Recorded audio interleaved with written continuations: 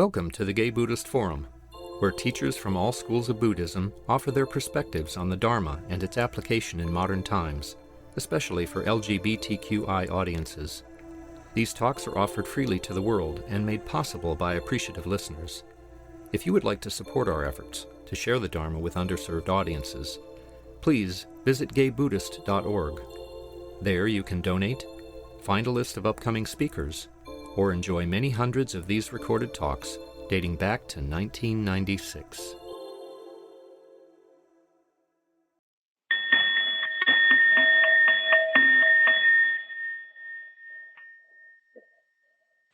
Welcome back to the Gay Buddhist Fellowship. We're honored and pleased today to welcome back Prasadachitta to our sangha.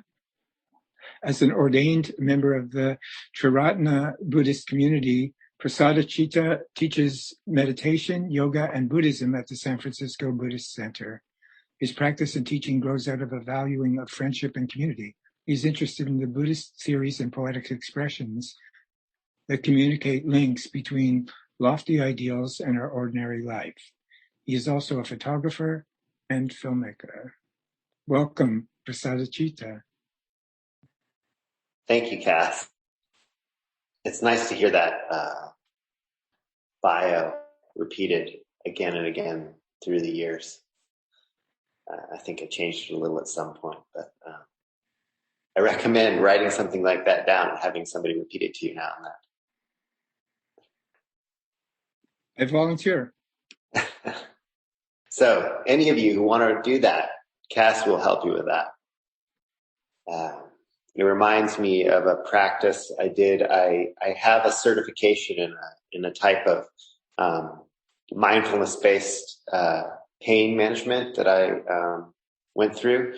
And part of this program, towards the end of the class, is to write yourself in the future a letter about what is inspiring you in terms of how to manage, in this case, physical pain. So that you can open it later and you can sort of hear from yourself at another more inspired time, potentially more inspired anyway. And I liked that. So today I'm going to start with sort of setting the stage by putting on my Triratna Buddhist Community garb and saying a little bit to begin with about my gratitude and appreciation for being a part of the community I'm a part of. And as I do that, I want to just invite you as a community of practitioners that I am also tangentially a part of, to appreciate yourselves as being a community that supports each other regularly. And just to be open to how precious that is. And so I'll express some of the preciousness of that in just appreciating my preceptor who gave me my name, Prasadachitta, Shantinayaka, who now lives in Vancouver. And I only see now and then. He was here just recently, and it was delightful to be with him and meditate with him. He's a person who taught me meditation, and so when I wear this, I think of him. But more than him, I think of Viveka, whom some of you may know, who's I've gone on many meditation retreats with. She's an incredible being. And Paramananda, who used to be the chair of this center, as well as Viveka, who was the chair of this center. And I'm currently one of the chairs of this center. And I'm saying all of this to sort of set the stage that to sit here and share Buddhist practice with you is the continuity of an incredible depth of friendship that I see as going all the way back to the Buddha. But these are my contemporary friendships. And you all have what I would call Buddhist-based friendships as well. And it's something to be really grateful for, if you really think about it. So I'm grateful for Paramananda, Viveka, Shantinayaka, Viradama, Subhana Prabha, who passed away. She was also a chair of this center. It's an amazing woman and practitioner that I shared a lot of love with and for, who spent a lot of time being with my difficulties, and I spent a bit of time being with hers, and we shared a lot of practice together, meditating together with our community. And this kind of appreciation isn't just about the people who I've received mentorship from, but also the people who are my contemporary co-practitioners, like Vimala Moksha, who is a practice friend of mine and is also ordained in this tradition. He builds tiny homes, and he spent a lot of time just building free homes that he would roll around, that he would give to homeless people. And he has an amazing heart and mind, and I am just blessed to be his friend. And Donna Dasa, who some of you may know, who's been here, who I get to talk with and be supported by emotionally and in other ways. And my wife, Hridayashri, is also a member of this tradition, whose support of me goes far before our Buddhist practice, but has grown into something that I feel is, a real support to what I see as a kind of universal bodhicitta, something that isn't just about our marriage to each other, but is about supporting the framework of well-wishing that I find to be practiced that just permeates our community and beyond. So I love my wife very much, Hridayashri, and her practice is strong, and her support of me and our support of each other supports this ability to be able to meditate and cultivate our hearts together with our community. And any kind of rejoicing like this is not going to include everybody. So if you do this kind of practice where you sit down and just rejoice in your friendships and the people who you care about, who you've learned from, just relax, because it just keeps going. If you may forget now, but eventually you'll be like, oh yes, and that person, and oh yes, and that person. And there's a man that we live with up at the community at the retreat center, Pete. He's an amazing guy. Just like we brought him in for a year. We said, come live in a little hut near our community house for a year. And now we don't want him to leave, because his honesty and his commitment to just kind communication binds us as a community. Just this friend we had come live with us. And there's so much in the richness that can come from being appreciative of each other and inviting people into our lives to share that. It can it gives more than it takes in the long run. And it can take a lot to cultivate friendship and community with each other.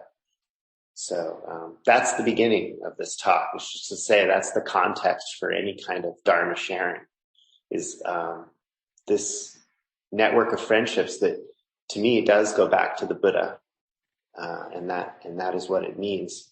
And I just want to say something about Buddha. We can be talking about Shakyamuni Buddha is a Buddha. He's a man born in northern India. But also Buddha is the awakened being.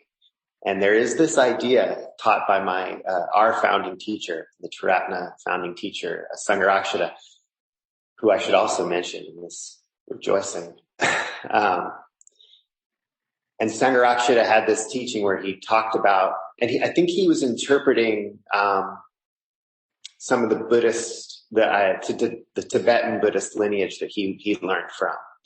And in that interpretation, he was kind of trying to communicate this idea that on a certain level, all Buddhas communicate to each other throughout time and space, like, but they don't use conventional communication, but they know the same Dharma, right? And in that way, they're basically the same Buddha. They communicate through time and space. They're all kind of the same Buddha. And so that's the way the Buddhist tradition teaches, that this community that's connected by this friendship to the Buddha is connected to these Buddhas who are actually communicating to each other. The luminous mind that is awakening is what they communicate to each other. It's a perfect communication because it is, one with the openness, sensitivity, the clarity, the loving kindness that is Bodhi, that is awakening. And that's all they communicate to each other. And they know with confidence that where there is awakening, there is the same realization. There is no higher realization. So,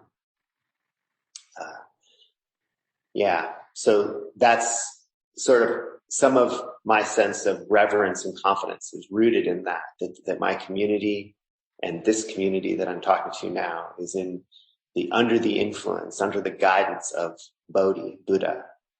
And this is different than this is a particularly Buddhist way of relating to the highest ideal, is that the Buddha is both. The Buddha, historically now I'm talking, is both an ordinary human in one sense, but also in another sense, he's gone beyond being an ordinary human. He's connected with an essential truth that all sentient beings have access to. All sentient beings have access to this truth, and Buddhas have become part of that truth. And then the communities and friendships that they cultivate are all about expanding that realization, which we all have access to. It's not an alien thing. And actually that's kind of part of what I want to talk about. So moving from this rejoicing in community, I'll talk a little bit about sort of essential Buddhist practice.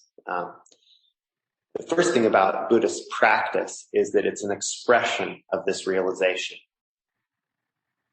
And I've already been talking about it in some way because it is the friendship. So the friendship that the Buddha expresses is an expression and communication of his realization.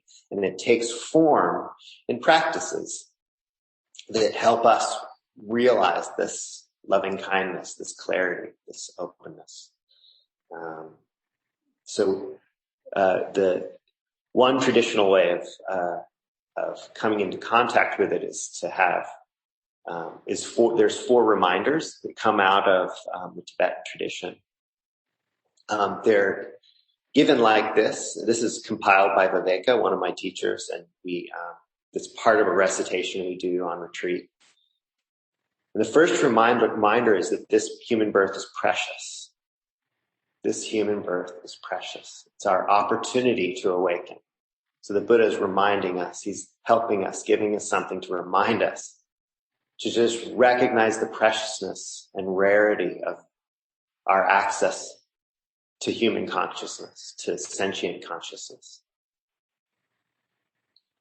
This body is impermanent and time of death uncertain is the next reminder. That speaks for itself. Self-created karma shapes the course of life.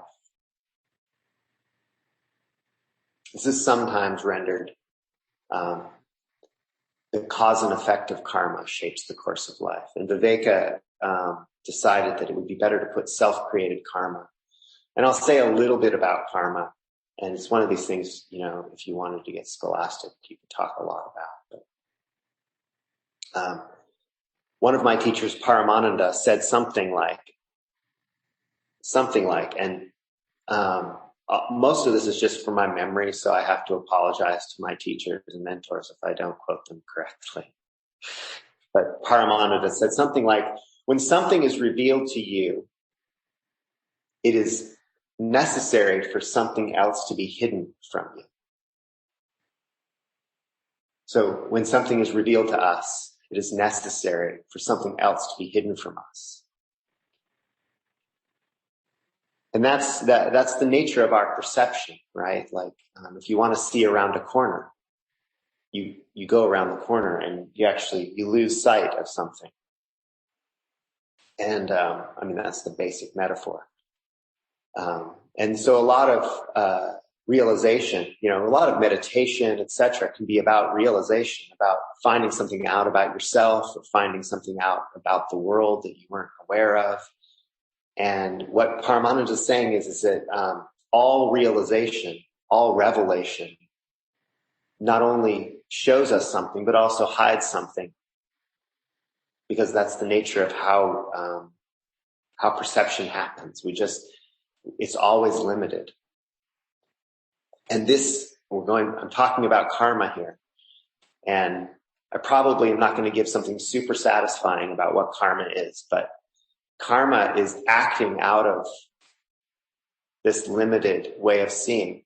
Karma's it's human. It's just how we are. We act out of our limited way of seeing. Yeah, we have emotions on the basis of our limited ways of seeing. You know how it is. Like just this morning, my wife asked me, what are we having for breakfast?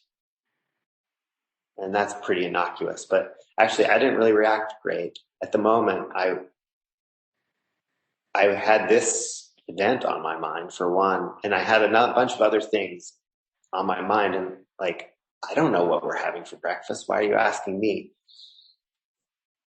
What I didn't see is that she wanted to just have a conversation with me about having breakfast. And she took offense at my being like, I don't know what we're having for breakfast. Anyway, arguments happen this way. And a mild argument ensued. Like, well, why are you being like that? I just want to talk to you about breakfast. The point is that we both were just seeing very differently. If I had kind of taken her as just wanting to have a conversation about breakfast, I might have just said, I don't know, what do you want? But instead I was just kind of like, I don't know. And she took that to kind of be like, I didn't want to talk to her about it, which really wasn't what was going on. At any rate, when we act out of karma, inevitable difficulties occur because we're never seeing the whole story. And this might make us think, we just need to see the whole story, but that's not the message. The message is we never, ever will see the whole story. Life is like that. We're just going to go through life not seeing the whole story, and therefore it will be painful. We will have disagreements with people.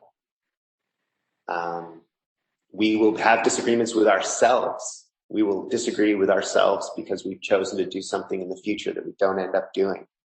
We might be hard on ourselves for being a way that we've decided we thought we didn't want to be. And this is because when things and decisions are revealed to us, there's also things that are hidden. And those hidden things come in conflict with all of our ways of seeing and our ways of deciding about who we're going to be. And this is karma. So, because karma essentially translates as intention, but it's a specific kind of intention. It's the kind of intention that doesn't see, that doesn't know the nature of things. Yeah.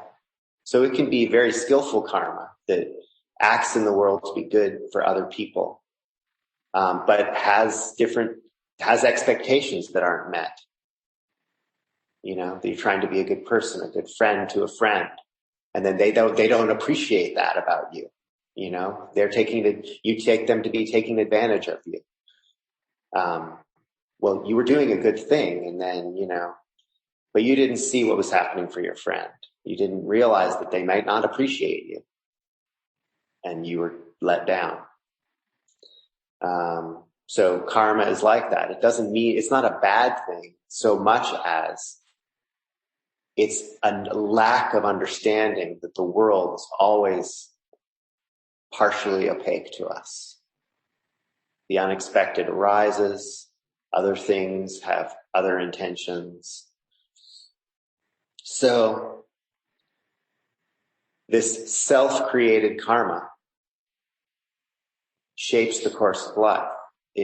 Making decisions out of this lack of understanding shapes the course of our lives. And life brings inevitable difficulty. No one can control it all. That's the last and fourth reminder. Life brings inevitable difficulty. No one can control it all. And obviously that's very connected to the last truth about karma. The last reminder, I should say, about karma. So how do we practice? We have these 4 reminders, and the idea is when you remind yourself of these things, it galvanizes your Buddhist practice. It allows you to galvanize your Buddhist practice. You remind yourself of the preciousness of life. You remind yourself that life is short and you don't know how much time you have. You remind yourself that the decisions we make that have limited information is going to shape the course of our life. I mean, that's pretty straightforward. These things are all pretty straightforward and undeniable in a way. The decisions we make with limited information shapes the course of our life. And that this life will contain inevitable difficulties and we can't control that. So how do we practice in this, with these realizations, with these reminders? And at this point, we take the Buddha's invitation. So the Buddha gives us an invitation to practice. The Buddha generally, and I'm just going to use the framework of ethics, meditation, and wisdom. The Buddha says, practice with these ethics. And these ethics, one way to put them, and I'm going to share what I chant every morning, which is, with deeds of loving kindness, you purify your body. Yeah, with open-handed generosity, you purify your body. With stillness, simplicity, and contentment, you purify your body. With truthful communication, you purify your body. With mindfulness, clear and radiant, you purify your body. These are often put as negatives, but they're the 5 basic Buddhist precepts. So I know many of you know these things, so I'm just kind of doing a quick overview of, maybe not so quick, overview of the Buddha's invitation. So that's the Buddha's invitation, ethically speaking. That's the category of ethics. Do those 5 things. Deeds of loving kindness, generosity, stillness, simplicity, and contentment, mindfulness and truthfulness, etc. And then he says, in addition to that, cultivate the mind through meditation. And a lot can be said about what this category entails. But the basic category is that the mind can be cultivated through attention to themes, right? The mind can be cultivated through attention to themes. Your theme can be loving kindness. Your theme can be focusing the mind on a sense of breath. Those are the 2 basic meditations we teach here at the Buddhist Center. But your attention can be intentionally placed on a theme, and that will change the way your mind is. So that's meditation, and that's the invitation the Buddha gives. And then there's this last one, which is wisdom, which is very hard to talk about. Ethics, meditation, and wisdom. And this is what I would like to say a little bit about today, this wisdom, which we were cultivating. This sometimes is associated with Buddhists call insight. You may have heard of vipassana, which is insight. And it is what the whole Buddhist tradition is pointing to. It is not separate from ethics. It is not separate from having a loving, attentive mind that can be cultivated in meditation. But it also can't be reduced to those things. things. It can't be reduced to ethics and meditation. This wisdom is something that solves the problem, it sort of solves the problem of when something is revealed, something else is hidden. It's the direct knowledge that knows that to be true in a certain sense, and it allows us. So this can also be cultivated in meditation, this wisdom, it's also known as prajna, and actually in its perfection, prajna paramita, the perfection of wisdom. So I'm actually going to recite the Heart Sutra now, which many of you, again, may know, but it is the perfection of wisdom. So you could say that the things I just talked about are wisdom, that this invitation from the Buddha to act ethically, to act kindly and generously, truthfully, mindfully, etc., that is wisdom. But we can't reduce it to that. We can't reduce the perfection of wisdom, can't be reduced to that idea. And this cultivation of the mind, being attentive and clear and loving, also can't be reduced. So what is the perfection of wisdom? And so this is what is chanted in much of the Buddhist tradition. The Bodhisattva of compassion, when they meditated deeply, saw the emptiness of all five skandhas and sundered the bonds that caused them suffering. Here then, form is no other than emptiness, emptiness no other than form. Form is only emptiness, emptiness only form. Feeling, thought, and choice, consciousness itself are the same as this. All things are by nature void. They are not born or destroyed. They are not stained or pure. They do not wax or wane. So in emptiness, no form, no feeling, thought, or choice, nor is there consciousness. No eye, ear, nose, tongue, body, mind, no color, sound, smell, taste, touch, or what the mind takes hold of, nor even active sensing. No ignorance or end of it, nor all that comes of ignorance. No withering, no death, no end of them. Nor is there pain or cause of pain, or cease in pain, or noble path to lead from pain. Not even wisdom to attain. Attainment too is emptiness. So know that the Bodhisattva, holding to nothing, whatever, but dwelling in prajna wisdom, comes to full and perfect vision. Hear then the great Dharani, the radiant peerless mantra, the prajna paramita, whose words allay all pain. Hear and believe its truth. Gate gate paragate parasamgate bodhiswaha. So that's the Heart Sutra. And I'd like to say that that's what Paramananda was saying, that when anything is revealed, something is necessarily hidden. So when we see our own ignorance, we're not seeing it all. So there is no ignorance and no end of it, nor all that comes of ignorance. However we conceptualize the process of our practice, it is not that. And that's how we practice the perfection of wisdom, is to always know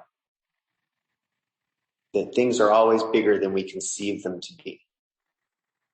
Our conception of what loving kindness is, who the Buddha is, what mindfulness is, what generosity is, what meditation can do for us, it's all limited.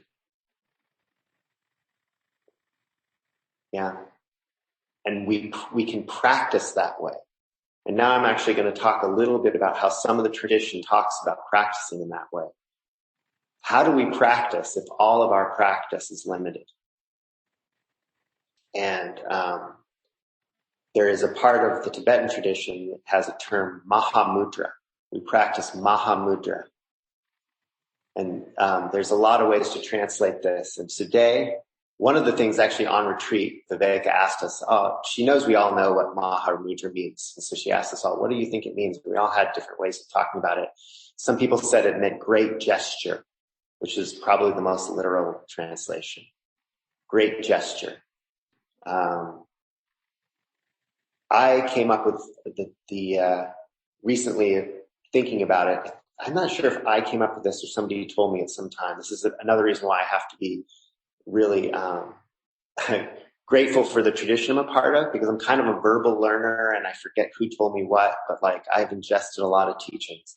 But I translate Mahamudra as posture of inclusion. So Maha is this idea of greatness, hugeness, and I'm calling that inclusion.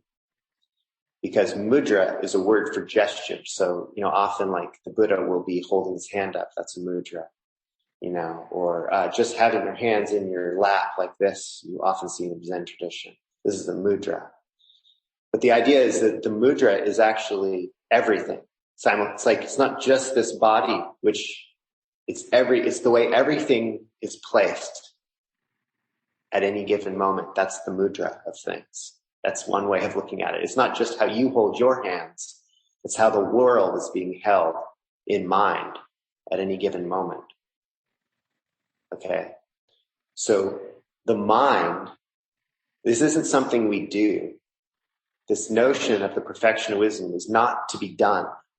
It's to be realized. The mind is just like this. The Mahamudra is just like this. And it's a posture of inclusion. It is the way the mind is already and always has been. It always has included just this. Just everything. Yeah. And it's been primordially pure in that way, always. It always has been. Just like this. And to meditate this way, I'm actually going to read you the meditation instructions from the great Tilopa, who was one of the teachers who taught the teachers who taught Milarepa. If anybody's heard of Milarepa, he's a great Tibetan yogi. If you see a tanka, actually I have to do it the right way, and you see a green guy going like this. Yeah, you see these Tibetan paintings. This is Milarepa. And that's Milarepa listening for his teacher, who's like 2 valleys away in the Himalayas. And he's up alone in this cave, and he gets enlightened. But Tilopa taught the teacher who taught the teacher who taught the teacher who taught Milarepa. And so it's that tradition. And that's part of the Mahamudra tradition. It's a Tibetan tradition.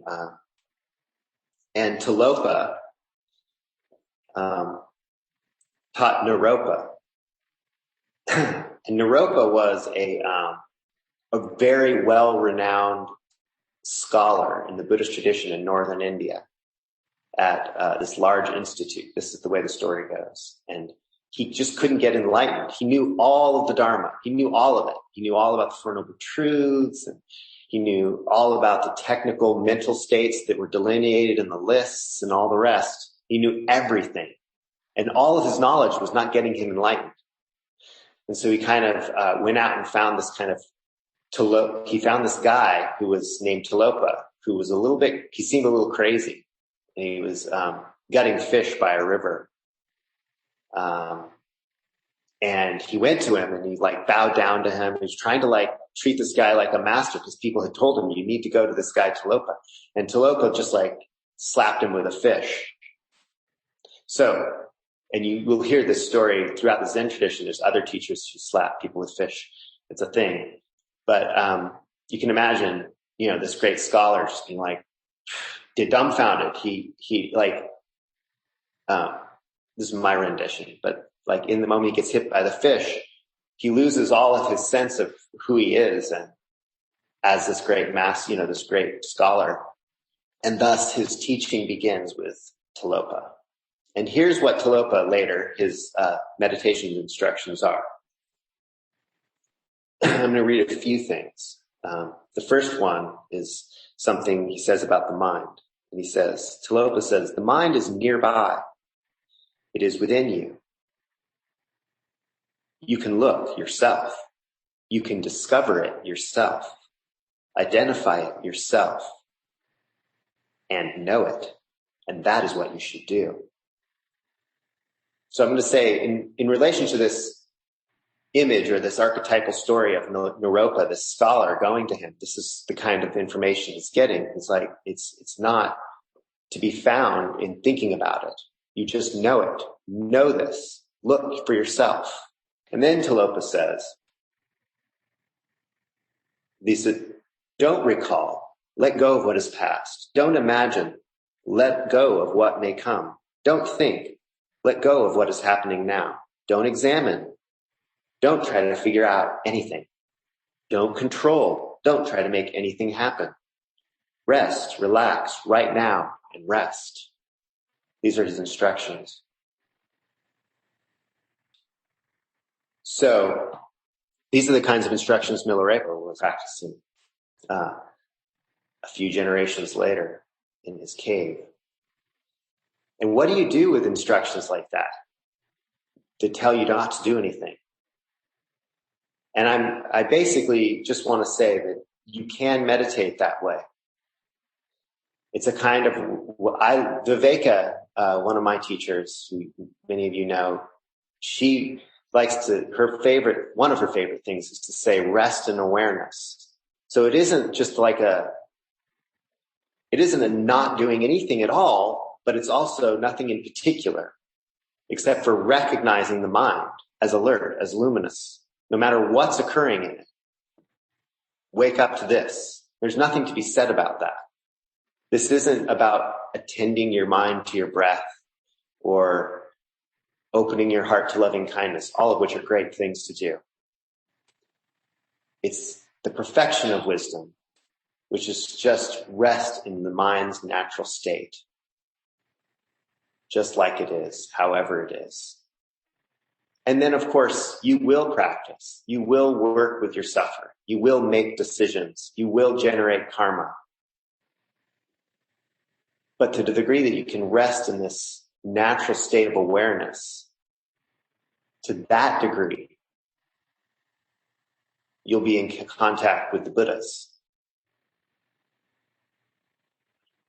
And I have this image of, there is a story from the early Buddhist tradition about a monk who was a lute player. And the Buddha actually used that information that he was a lute player to teach him, because he was trying too hard.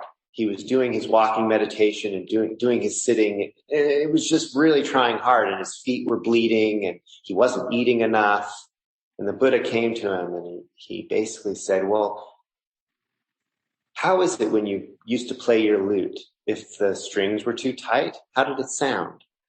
And if they were too loose, how did it sound? Right? So the Buddha was saying there is a way of perfectly tuning your instrument so that you can realize this awakened heart. And like I have this image that that this instruction from Tilopa to rest in the natural state is a way of sort of, this is my image, that you open your heart and there's some strings there. And you allow the Buddhas to tune you. Yeah, this may not resonate with you, but I find it quite helpful, because there's a way in which you personally can never perfectly tune your strings. The effort you make always is tinged by karma. It's always tinged by not really knowing the whole picture of how things are. And there is this way that we can have actual communication with the Buddhas that are perfect throughout time and space. And we open our heart and we sit in the natural Buddha state and allow the Buddhas to tune these heartstrings. And none of this contradicts the other invitation to practice ethics, to practice cultivating loving kindness and an ability to pay attention. But it's another perfection of wisdom. We have to be open to the perfection of wisdom, which is beyond the concepts the Buddha's given us. that gives us access to his actual mind, the actual mind that is our mind as it is. So that's what I have to say this evening, this morning, or wherever you are. I can say that because it's the internet, right? So I'll just leave it there. If there's any questions or comments, I forget how much time we have left, but maybe Cass can let me know. We have about 10 minutes. Oh, good. So that seems like enough time for a few comments or questions.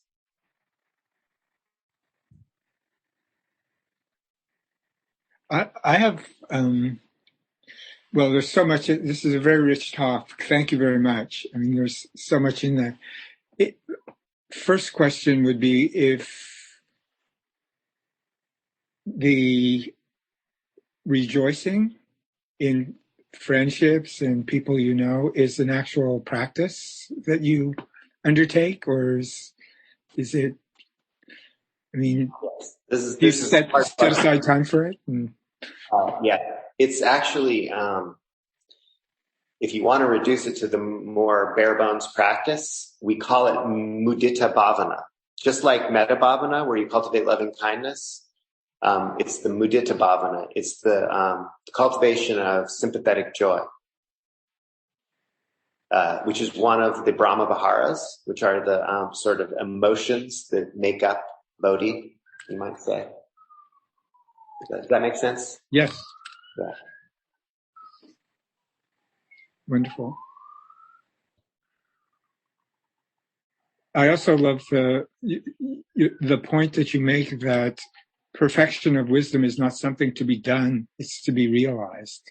I mean, that's definitely something to sit with, from my perspective, and to kind of make that distinction. Thank you, Cass. Cass, can you do me a favor and call on people? Because I can't see everybody. I think people can just unmute themselves and or maybe raise your hand if you like to do that. Bob has his hand up. I want to thank you so much for this. And I really appreciate your telling us the personal story of what happened this morning with your wife, because it was a great reminder of how easy it is to misunderstand someone else and to be misunderstood by another, and especially how relevant that is to virtually everything that's happening in the world today, in the country today. It's a good reminder to stop and pause and ask what the other person needs or wants or needs. Thank you. Yes. Yeah, thank you. I do think it is this perfection of wisdom that gives us the space to have that pause. That's where all of our, because I was being a little bit negative. Like I didn't want to be asked something I didn't know the answer to. But my cultivation of the perfection of wisdom, at times it fails, but at times we'll catch that and it'll just spontaneously go somewhere else and I'll be more curious, like you're saying. And I think that's the benefit of allowing thought to be suspended. So thank you, Bob. Yeah.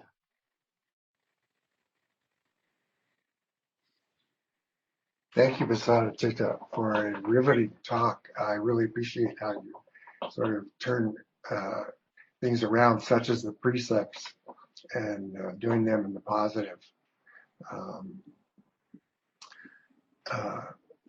It's really great. And I also want to say, I've said this to you before, I really appreciate your sense of your living lineage that you're a part of, that we're all a part of, really, if we appreciate our mentors and ancestors. But there's a pretty direct line in some lineages that are really living, and I appreciate that. And I really liked what you said about prajnaparamita and wisdom. And one of my favorite Gandhi teachings is that he was doing one of his marches, or the march, the Satyagraha march, to the ocean and to claim the salt of India. And along the way, he got word that there was probably going to be violence ahead. So he said, we have to stop the march. And they said, but Gandhiji, all these people have left their homes and their lives to be a part of this. And he said, I'm a human, and therefore I only understand relative truth. In other words, that my knowledge is imperfect at this time, and it changes. And therefore, my commitment is to truth, not consistency. Yeah. Yeah, thank you. Yeah.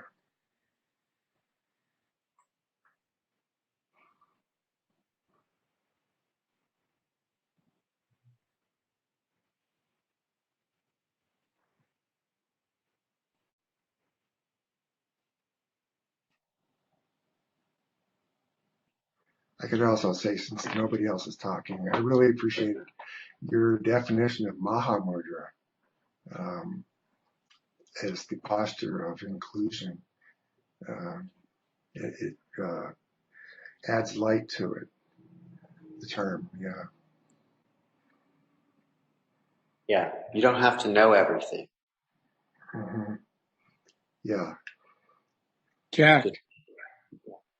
Well, I just want to compliment you on speaking about what is essentially ineffable beyond words. It's really because words and speech is always approximate, and you still seem to get to the heart of it. So just a compliment, I guess.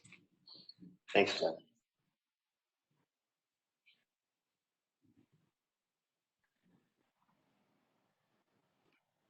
Many of the things that you said today can kind of indicate that the approach, or a useful approach, is to engage with humility, our practice. Is that right? Like to have the understanding that no matter what we think, we're not seeing the whole picture, and just sort of an understanding that there's, no matter how much we accomplish, there's more work to be done. Yeah, Cass, I think humility is an incredibly, it's almost like as a known and understood human emotion. It gives us helpful access to what that's saying.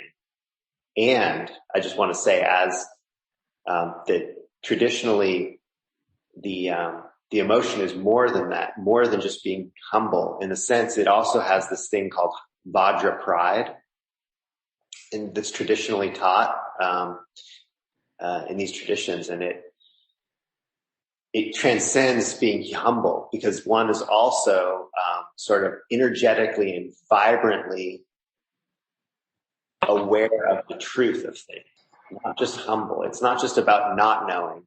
It's about knowing just this. If that makes sense. There's a real kind of vibrant pride in the freedom of not being attached to limited knowledge. That makes sense. Uh-huh. Yeah, which is more than just being humble. Mm-hmm. Yeah.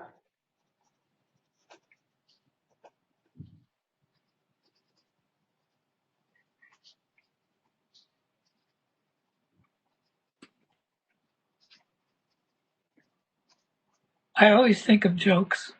Sometimes they're relevant, sometimes they're not. Talking about humility made me think of this terrible old joke that most people, I'm sure, have heard. And it's, I never make mistakes. I thought I did once, but I was wrong. Yeah. That would be a good humility. Yeah.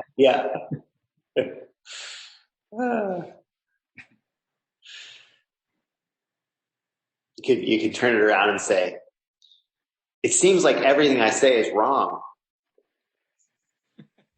How right you are.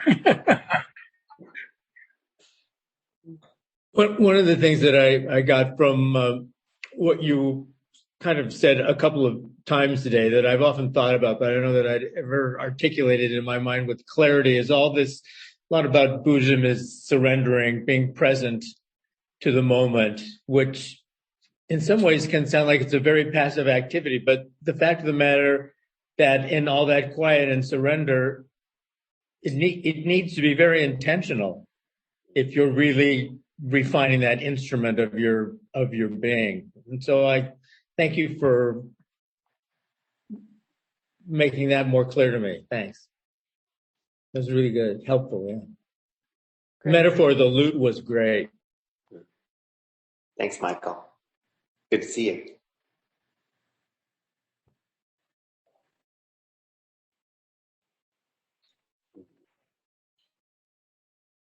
Well, if there's no further questions. This is Paul. I don't have a question, but I'd like everybody to keep me in their prayers because I have to put down my dog pretty soon. And I've had her for 12 years, and anyone who's had a pet knows how difficult it is. It's just like, to me, saying goodbye to a family member. And so I've been... it's been really hard for me to go through this with her, and I'm not sure if it's going to be today or sometime soon in the future, but it's been really hard for me. So please keep me in your thoughts and prayers.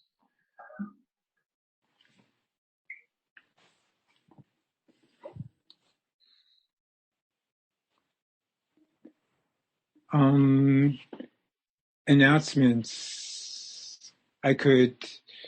I'll start with Donna's the Pali word for generosity, and any contribution you could make to our helping the sangha meet its expenses would be greatly appreciated. We paid rent on the beautiful space that Prasadachitta is sitting in this morning, and we pay for production of a newsletter that goes largely to people who are incarcerated. That's we have one going out this week. We pay for lunches for Larkin Street Youth once a month, and we pay for, and it helps us pay for Donna for our speakers as well. So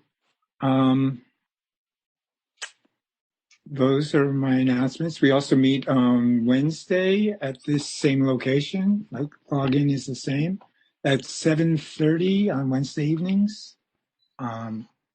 Everybody's welcome to join in on that.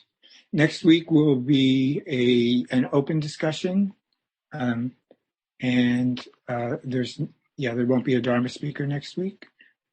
Labor Day weekend. I'll put in the address for where donations can be made, but gaybuddhist.org. You can go there and there's a donation page. Anybody else have announcements? Yes, I will. I'll piggyback on that about the newsletter. Our quarterly GBF newsletter is, I guess, officially going out today, and it is on the website already, gaybuddhist.org. But we send out about 300 paper copies, 250 of which go to incarcerated guys.